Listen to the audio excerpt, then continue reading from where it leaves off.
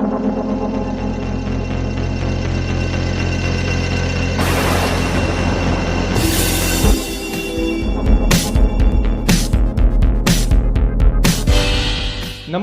मित्रों, इस वीडियो में आप पुरुवंश की वंशावली के बारे में जान पाएंगे तथा यह भी जान पाएंगे कि यह पुरुवंश कब कुरुवंश में बदल गया और इसके साथ ही अन्य जानकारियां भी आप लोगों को मिल सकेगी।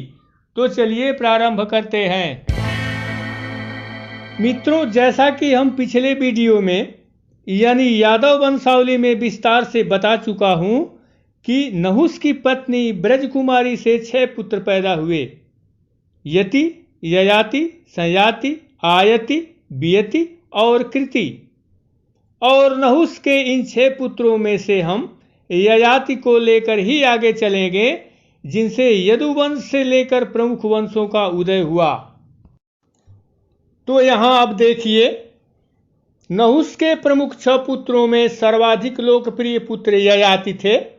इनकी 2 शादियां हुई थी, एक शुक्राचार्य की पुत्री देवयानी से तथा दूसरी शादी वृषपर्वा की कन्या शर्मिष्ठा से हुई थी।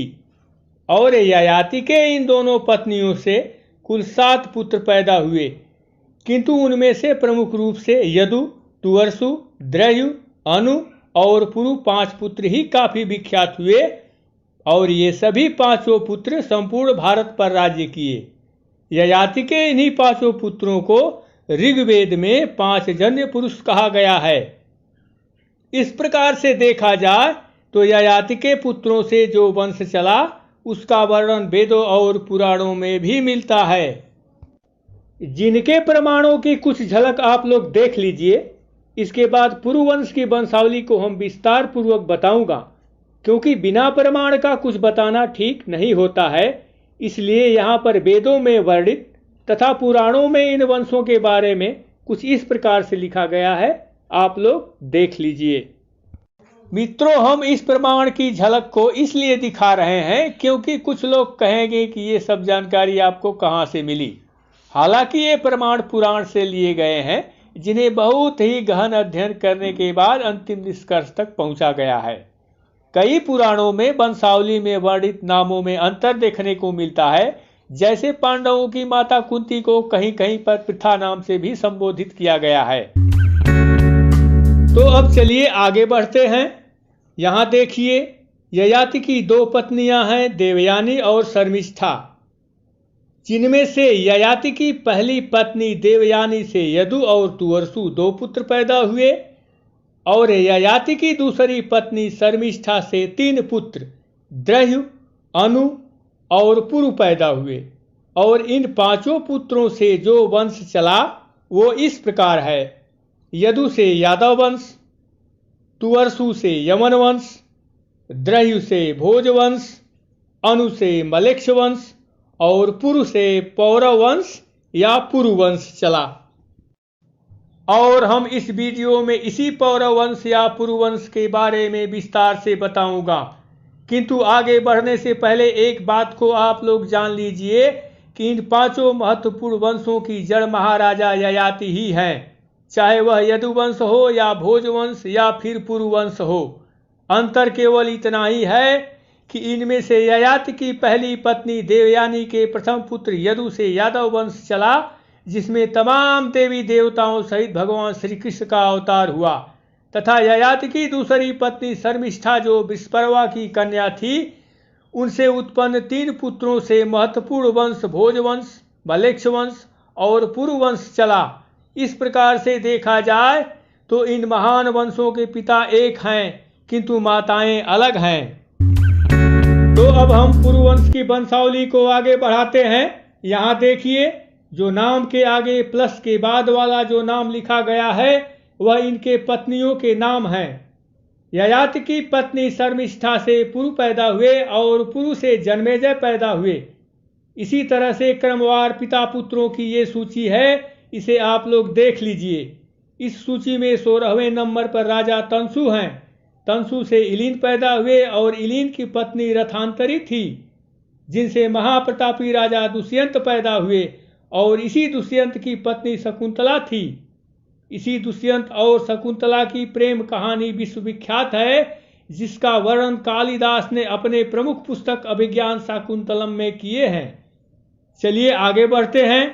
दुष्यंत की पत्नी शकुंतला से महाप्रतापी राजा भरत पैदा हुए, जिनका साम्राज्य संपूर्ण भारत पर था, और इन्हीं के नाम से हमारे देश का नाम भारत पड़ा। चलिए आगे बढ़ते हैं। भरत से भमन्यु, भमन्यु से सुहोत्र, और सुहोत्र से राजा हस्ती पैदा हुए, जिन्होंने हस्तिनापुर राज्य की स्थापना किए, जो बाद में यही हस्तिनापुर कौरवों की राजधानी रही। वर्तमान में यह हस्तिनापुर भारत के उत्तर प्रदेश के मेरठ जिला का एक नगर है। और महाराजा हस्ती के बाद इस सूची के 25वें नंबर पर राजा संवरण हुए, जिनका विवाह ताप्ती से हुआ था, जिनसे महाप्रतापी राजा कुरु पैदा हुए, जिनके वंश को कुरुवंश कहा जाता है। मित्रों, यहाँ पर ध्यान देने वाली बात है कि हम जिस वंशावली को बता रहे हैं उसका नाम पुरुवंश है, किंतु यही पुरुवंश अब महाराजा कुरु से कुरुवंश में बदल जाएगा। आगे देखिए, कुरु से विदुरथ इत्यादि पिता पुत्रों की सूची है। उनमें से 33वें नंबर पर राजा शांतनु हैं, जिनकी पत्नी माता गंगा थी, जिनसे कुल 8 पुत्र पैदा हुए, किंतु माता गंगा ने अपने 7 पुत्रों को जीवित ही गंगा में बहा दिया। जब 8वें पुत्र को बहाने जा रही थी माता गंगा, तब महाराजा शांतनु ने माता से पूछ दिया कि हे देवी, ऐसा क्यों कर रही हो। तब माता ने अपने 8वें पुत्र देवव्रत को गंगा में बहाने से रोक दिया। यही देवव्रत आगे चलकर भीष्म नाम से विख्यात हुए।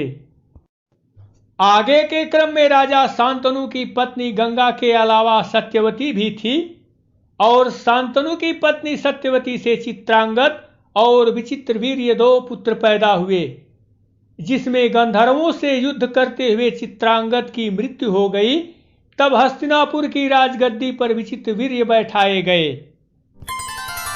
विचित्रवीर्य की 2 रानियां थी, अंबिका और अंबालिका।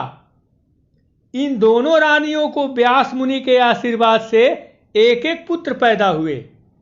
अंबिका से धृतराष्ट्र और अंबालिका से पांडु पैदा हुए, जिसमें धृतराष्ट्र जन्म से अंधा थे, जिनकी शादी गांधारी से हुई थी, जिससे 100 पुत्र पैदा हुए। इन 100 पुत्रों में सबसे बड़ा पुत्र दुर्योधन थे, जिसके हठ के कारण विश्व प्रसिद्ध युद्ध महाभारत हुआ। अब दूसरी तरफ अंबालिका के पुत्र पांडु थे, जिनका विवाह यदुवंश के सूरसेन की पुत्री कुंती से हुआ था, और इसी कुंती के सगे भाई वासुदेव जी थे, और इसी वासुदेव जी के पुत्र भगवान श्री कृष्ण जी थे। इस प्रकार से कुंती भगवान श्री कृष्ण की सगी बुआ थी।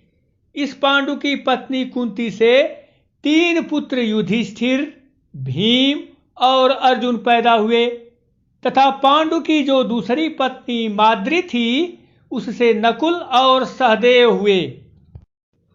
तो मित्रों, चलते चलते एक बात मैं आप लोग